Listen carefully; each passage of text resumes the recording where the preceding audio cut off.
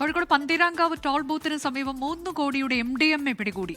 കൊണ്ടോട്ടി കച്ചേരിക്കൽ സ്വദേശി ഷഹീഖ്, അടിവാരം സ്വദേശിനി ഫാത്തിമ സസ്രീൻ എന്നിവർ പിടിയിലായി. അനീഷ് ദേവസ്യ വിവരങ്ങളുമായി. അനീഷ്, ഇതൊരു വലിയ സംഘമാണോ?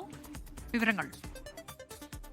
ഈ കോഴിക്കോട് പന്തീരങ്കാവ് ടോൾ പ്ലാക്സിലാണ് വൻ ലഹരിവേട്ട നടന്നിരിക്കുന്നത്. ഏകദേശം 3 കോടി രൂപ വിപണിയിൽ വിലമതിക്കുന്ന MDMA-യുമായി 2 പേരെയാണ് എക്സൈസ് സംഘം പിടികൂടിയിരിക്കുന്നത്.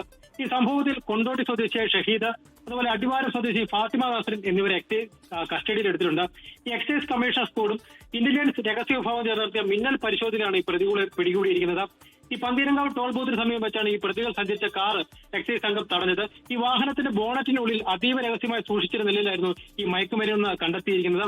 ഇത്രയും വലിയ തുകയുടെ ഈ ലഹരി മരുന്ന് എവിടെ നിന്ന് എത്തിച്ചു എന്നതിനെ കുറിച്ചും ഇതിന് പിന്നിലെ മാഫിയ സംഘങ്ങളെ കുറിച്ചും എക്സൈസ് സംഘം അന്വേഷണം ഊർജിതമാക്കിയിട്ടുണ്ട്. അനുജ, ഷഹീഖ്, ഫാത്തിമ നസ്ർ എന്നിവരാണ് ഇപ്പോൾ ലഹരിയുമായി പിടിയിലായിരിക്കുന്നത്. പോലീസിന്റെ രഹസ്യവിവരം കിട്ടിയ ലഭിച്ചതിന് പിന്നാലെ നടത്തിയ ഒരു പരിശോധനയിലാണ് അതിവിദഗ്ധമായ ഒളിപ്പിച്ച നിലയിൽ MDMA കണ്ടെത്തിയത്.